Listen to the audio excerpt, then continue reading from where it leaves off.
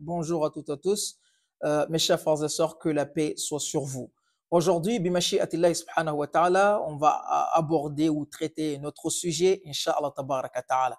Le sujet d'aujourd'hui, on va parler d'une maladie parmi les grandes maladies qui ont frappé notre communauté. Et cette maladie-là, il est cité parmi les maladies du cœur que les savants nous ont parlé dans beaucoup des ouvrages. Le maladie qu'on va parler aujourd'hui, c'est la jalousie et la haine. La jalousie et la haine, ce sont de grandes maladies et qui provoquent beaucoup de conséquences, malheureusement. Et c'est la raison pour laquelle on va prendre cette occasion, bimashi'atillah subhanahu wa ta'ala, en quelques minutes, Inch'Allah, de montrer et de expliquer aussi les conséquences de ces maladies-là. Car il y a beaucoup de gens qui ont ces maladies et qui ne se rendent pas compte aux dégâts qu'ils peuvent faire. Et c'est la raison pour laquelle aujourd'hui on voit la haine, on voit aussi la méchanceté gratuite envers les uns et les autres. Donc on va commencer par la jalousie. La jalousie, les savants, ils ont dit, il y a une jalousie qui est recommandée dans notre religion. Il y a une jalousie, une sorte de jalousie que l'islam a interdit, comme dans le hadith du prophète alayhi salatu wassalam, quand le prophète nous a dit, la hasada illa fitnatain. Voilà, tu n'as pas le droit de jalouser quelqu'un sauf deux personnes. Ces deux personnes-là, on doit faire la jalousie. C'est qui ces deux personnes? La première personne, le prophète nous a dit, c'est une personne à qui Allah subhanahu wa ta'ala lui a donné beaucoup d'argent et il utilise son argent pour aider le pauvre, pour aider les orphelins, pour aider les gens qui sont en difficulté, etc. Mais cette jalousie-là, comment on l'utilise? Est-ce qu'on l'utilise en se faisant mal dans nos cœurs? Non. C'est de dire, si Allah subhanahu wa ta'ala m'avait donné aussi de moyens financiers pour que je puisse aider les autres, c'est-à-dire toi, tu te mets à la place de la personne qui a le moyen financier et tu dis, si Allah subhanahu wa ta'ala m'avait donné aussi des moyens financiers pour que je puisse aider les autres. Ça, c'est la jalousie recommandée. Et aussi, si tu vois quelqu'un qui, Allah subhanahu wa ta'ala, lui a facilité l'apprentissage du Coran et qu'il a appris le Coran et qu'il enseigne les gens en le lisant, en le récitant avec une belle voix, avec tajwid, et tu dis, si Allah subhanahu wa ta'ala me donne deux enfants qui peuvent réciter le Coran comme par exemple Soudaïs, comme par exemple Cheikh Ya'aqoub, par exemple Cheikh Hassan, etc. Ça, c'est la jalousie recommandée. Par exemple, la jalousie dans le couple. Toi, tu vois ta femme, voilà, tu le fais la jalousie parce que tu l'aimes au sens inverse aussi, et c'est vice-versa. Ta femme, il te fait la jalousie parce qu'il t'aime. Ce sont des sortes de jalousies que l'islam a recommandées et que le prophète alayhi salatu wassalam nous a parlé. Mais voyons encore une sorte de jalousie qui est interdite dans notre religion. Regardez. Par exemple, le cas de Iblis, la'anatullah. Iblis, qu'est-ce qu'il a reçu? Voyez la jalousie de Iblis. Est-ce que la jalousie de Iblis, il rassemble de la jalousie que Allah subhanahu wa ta'ala nous a recommandé et que le prophète nous a parlé? Non, pas du tout. Regardez, Iblis, Allah subhanahu wa ta'ala nous a parlé dans le Coran, وَإِذْ قُلْنَا لِلْمَلَائِكَةِ اسْجُدُوا لِآدَمَ فَسَجَدُوا إِلَّا إِبْلِيسَ.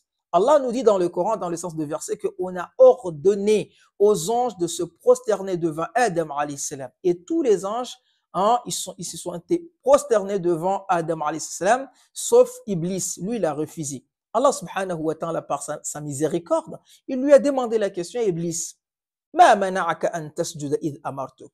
Pourquoi tu as refusé de se prosterner devant Adam au moment où je t'ai ordonné? Et il a répondu directement, il a dit non, moi je ne peux pas me prosterner devant Adam. Pourquoi? Car moi tu m'as créé par le feu et lui tu l'as créé par la terre. Dans une autre verset, il a dit Ana khayrun minhu khalaqtani min narin wa khalaqtahu min tin. Moi je suis meilleur que lui car tu m'as créé par le feu et lui tu l'as créé par la terre.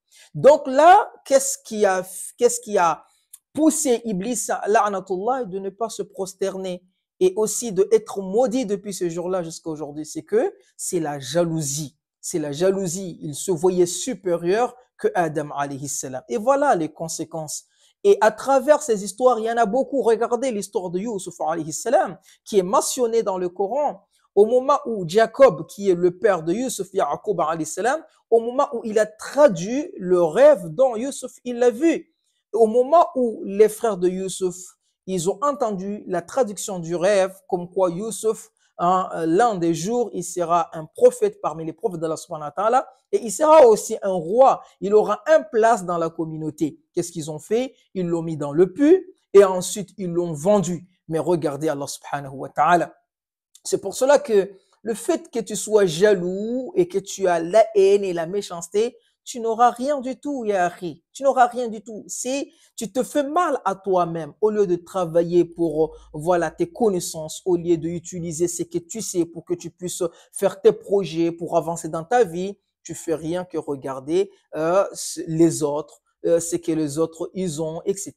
Et regardez, Allah subhanahu wa ta'ala, au moment où les frères de Youssef l'ont vendu, qu'est-ce qu'il a fait Allah subhanahu wa ta'ala? Il l'a ramené dans une maison de royauté, subhanallah.